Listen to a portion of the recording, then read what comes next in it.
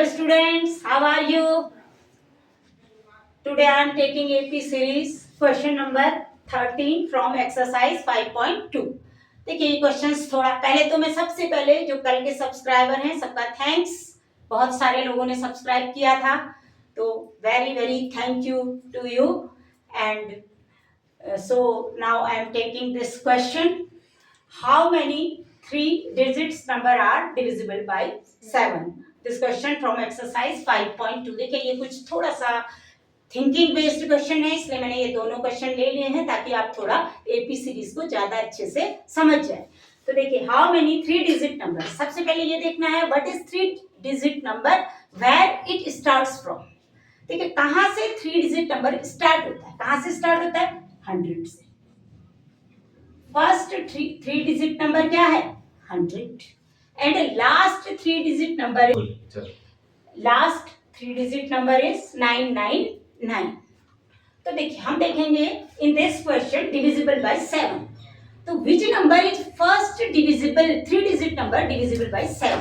देखिए क्या 100 is not divisible by 7. हम सोचेंगे इस बात को, आप थिंकिंग करिए या कैलकुलेट करके भी पता कर सकते हैं कि which number is divisible by 7 after 100. तो 105 is the number which is divisible by 7. आप चेक करके देखिए, 7 1 जा 7, फिर 7 5 जा 35. ठीक है, तो ये नंबर डिविजिबल हो जाएगा 7 से. और लास्ट क्या आएगा, 994. ये आप चेक करके देख सकते हैं. अगर इतनी जल्दी नहीं होता तो आप कैलकुलेट करिए, देखिए. तो इससे क्या रिजल्ट आया, A is 105. A is the number which is after 100, or you can say that smallest 3 digit number which is divisible by 7 is 105. तो this is A. जैसे कल एपी सीरीज के क्वेश्चंस में बताया था कि first term is known as A. This is A and last term. You can say L also it. तो it is A. ठीक है, and D is equal to 7. Because divisible by 7, यानी कि जैसे आप टेबल पढ़ते हैं 7 1 जा 7, 7 2 जा 40, 7 3 जा 21. तो the difference between these terms is 7. तो divisible by 7 means the common difference is 7. किसी भी टर्म डिविजिबल बाई 8 कहेंगे तो कॉमन डिफरेंस क्या लेंगे, 8. तो लगाइए d is equal to 7. Now I am putting the formula an is equal to a plus n minus 1 into d. Clear? Then an 994 is equal to a 105 plus n minus 1 into 7. देखिए अब 994 minus 105, ये 7 नीचे आ जाएगा upon 7 is equal to n minus 1.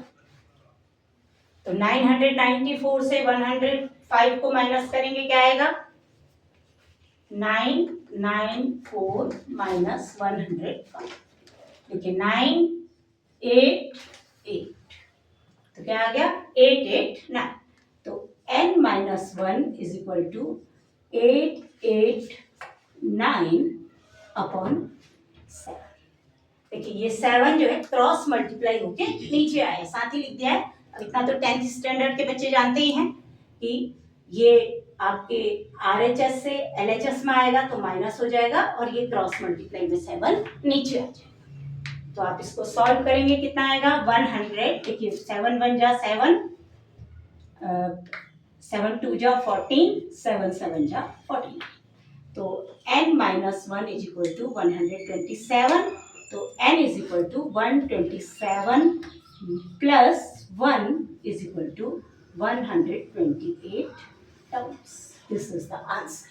So you can say 128 terms lie between 100 and 999 which are multiple of 7. Clear? Okay. Next question I am taking. How many multiples of 4 lie between 10 and 250? देखो, this question is for revision. Same question it is. I am taking these two questions today because it is for your revision, वैसे तो आप इतना समझ चुके होंगे, तो ये नेक्स्ट क्वेश्चन भी आप समझ जाएंगे। तो how many multiples of 4 lie between 10 and 250? तो सबसे पहला मल्टीपल क्या हो जाएगा? 12। जो 4 का मल्टीपल है 12, 10 से ऊपर, 4 3 जा 12, और 250 से नीचे आ पाइए। 250 से नीचे कौन सा मल्टीपल होगा? 248। It is divided by 4। 62 जा, देखिए आप ये समझ गए, ये it is divisible also 4 and it is divisible also by 4। तो इस क्वेश्चन में क्या आएगा? a is 12, same, an is 248, then common difference d is equal to 4, बस सिर्फ इतना ही डिफरेंस है। तो फिर फॉर्मूला पुट करेंगे, an is equal to a plus n minus 1 into d. an 248, same question it is 12 plus n minus 1 into d 4। देखिए इसको इधर ले लेंगे, अब इसको थोड़ा सा मैं अलग अलग स्टेप्स में कर दे रही हूँ जिससे समझ में नहीं आया होगा। तो 248 minus 12, देखिए when RHS comes towards LHS, it is LHS before equal to and it is RHS after equal to। तो देखिए 248 minus 12 is equal to n minus 1 into 4। देखिए पहले इसको सॉल्व कर लीजिए। 248 minus 12, 248 minus 12, 6 3 2, 236। 236 is equal to n minus 1 into 4। आप इधर लिख लेते हैं, 236 अपॉन 4, देखिए क्रॉस मल्टीप्लाई में 4 नीचे आ जाएगा। 236 upon 4 is equal to n minus 1, equals को बीच में लिख लीजिए। तो इसको 4 से डिवाइड करिए, 4 2 3 6, 4 5 जा 3 9 जा 36। तो 59 is equal to n minus 1, n is equal to 59 plus 1, so n is equal to 60th term. तो n का आंसर आया 60। तो ये दो क्वेश्चन आप समझ गए होंगे। Now I am taking third question. Find the sum of first 40 positive integers divisible by 5. In this question, we should find sum. So we use the formula of SN. देखिए question क्या कहता है कि 40 positive integers हैं जो divisible by 6 and first integers, so a is 6। we start here from 6 की table से start है। उसने ये नहीं बोला कि after 100, after 10, not any demand of this question. Question says that from starting you can. तो a is equal to 6, 40 positive integers, n is equal to 40 and Sn is equal to 12। तो Sn का formula इसके लिए आपको याद रहना चाहिए। तो formula the sum of Sn means sum of n terms, जितने भी n टर्म्स हैं 40 तक जो n टर्म्स पहुंचेंगे 640 जा तक जो पहुंचेंगे, इस तरह से समझिए। तो उसका सम निकालना है। तो Sn is equal to n upon 2, 2a plus n minus 1 into। We have sufficient information to solve this question because here only n is needed।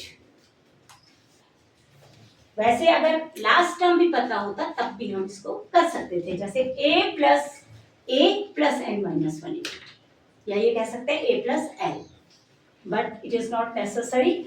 Sn is equal to 40 upon 2, into 6 plus 40 minus 1 into 6. Getting 220 जाओ. SN equals 20. Bracket पहले solve करेंगे. देखिए BODMAS क्या कहते हैं, first solve bracket, bracket of BODMAS.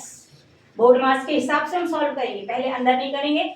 6 2 जा 12 plus 39 multiply 6, then multiply, BODMAS हम apply करेंगे. 39 into 6 5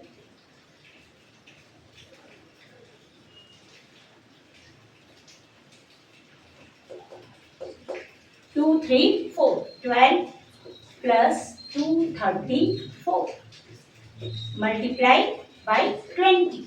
This is SN. SN equals 20.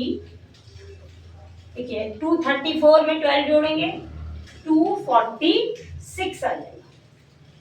Now multiply 20 and 246. देखिए मल्टीप्लाई करेंगे 246 multiply 2, 9 2 2 जा 4. तो आंसर आ जाएगा 490 ऐसा. The sum of this AP series is 4920. So this is the answer. तो देखिए today I dictate 3 questions for AP. ये क्वेश्चंस काफी इंपॉर्टेंट भी हैं और काफी थोड़ा टफ भी हैं लॉजिकली. देखिए ये थिंकिंग बेस्ड क्वेश्चन है, आप इनको आज खूब अच्छे से तैयार करिए. तो आज के लिए इतना ही. Okay, thank you, all the best.